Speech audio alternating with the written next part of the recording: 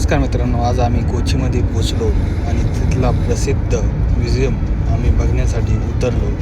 आणि म्युझियम बघण्यासाठी आम्ही मध्ये प्रवेश केला आणि आपली जी मंदिरे आहे,